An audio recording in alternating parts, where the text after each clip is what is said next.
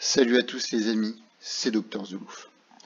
On se retrouve aujourd'hui dans le cabinet pour la deuxième séance de la chaîne, avec la Mangatech de Trivium. Trivium, c'est un membre un peu à part dans le Discord, et on va voir pourquoi au cours de l'entretien. Bon, est-ce que tu es prêt Trivium pour notre petite séance? Merci à Zoulouf, digne héritier de notre maître à tous, de me faire cet honneur. On va voir si tu es encore reconnaissant à la fin de la séance. On commence tout de suite, et là, moi, il y a quelque chose qui me saute tout de suite aux yeux. Si on trace la ligne médiane, juste ici, on s'aperçoit d'une grosse différence entre le haut de la Mangatech et le bas. Une différence dans le format, tous les grands formats sont en haut, et les petits en bas, et une différence en termes de couleur. Beaucoup très coloré en haut, et assez terne en bas, blanc, noir. On va tout d'abord s'intéresser à ces séries qui sont dans la partie haute de sa Mangatech et qui définissent donc un peu sa personnalité. Quand on zoome tout de suite, on voit ici l'étagère avec tous les Kamimura, ce manga pour les femmes célibataires.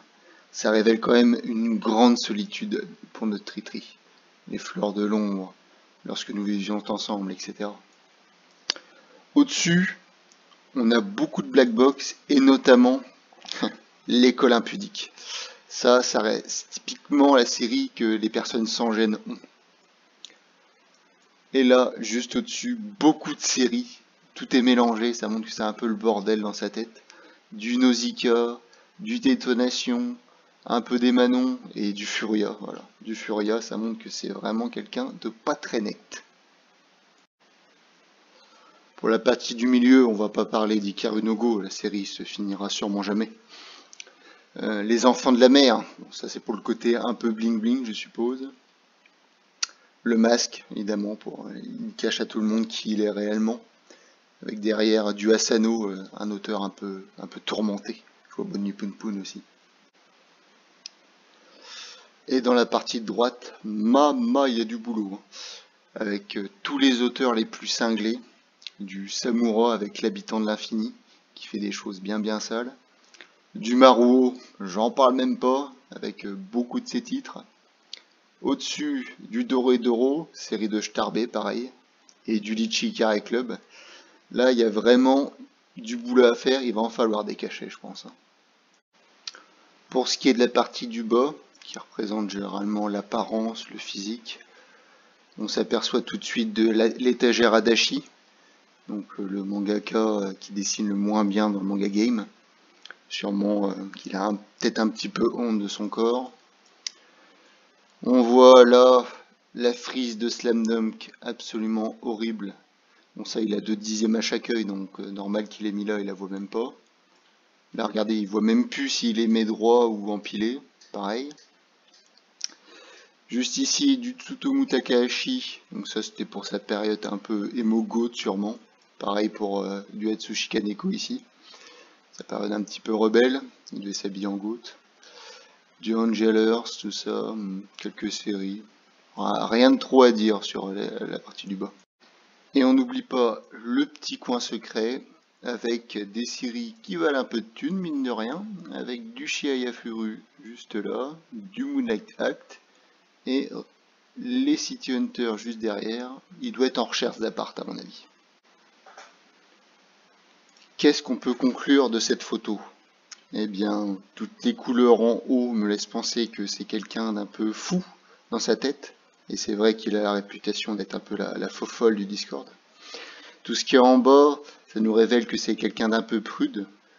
C'est sûrement quelqu'un qui fait un peu le fou sur Discord, mais qui baisse les yeux dans la rue. Voilà, c'est sûrement ça, Trivium. Deuxième photo, qu'est-ce qu'on peut voir? Oula! Oula, pas grand chose, parce qu'à mon avis, il avait oublié de mettre ses lunettes. Attendez, je vais demander qu'il m'envoie la photo un peu plus claire après avoir mis ses lunettes. Voilà. Alors, qu'est-ce qu'on peut observer? Du Taiyu Matsumoto planqué dans son coin, des petites rééditions de Panini, pas mal de romans graphiques. Ma foi, il y a pas mal de qualité, mais il n'ose malheureusement pas l'exposer, ça en dit long. Pour ce qui est de l'étagère punie dans son coin, on a beaucoup de lézards noirs, un des meilleurs éditeurs qui est malheureusement puni. Sa grosse pile à lire qui ressemble pas à grand chose, avec un parpaing dedans juste là. On voit quoi? Du Mésu, du Braille Stories, intéressant dans son format Latitude, que j'aimerais bien avoir ici d'ailleurs. Emma aussi, j'aimerais bien me le taper. Et quelques grands formats. Bon, toutes ces séries-là sont punies, on sait pas trop pourquoi. La deuxième séance se termine et je commence déjà à voir un pattern chez mes abonnés. J'ai l'impression qu'ils sont tous un peu marginaux, qui cachent tous quelque chose derrière leur grande série, leur belle mangatech. C'est vrai qu'on voit de la qualité, mais les gens derrière sont vraiment très louches.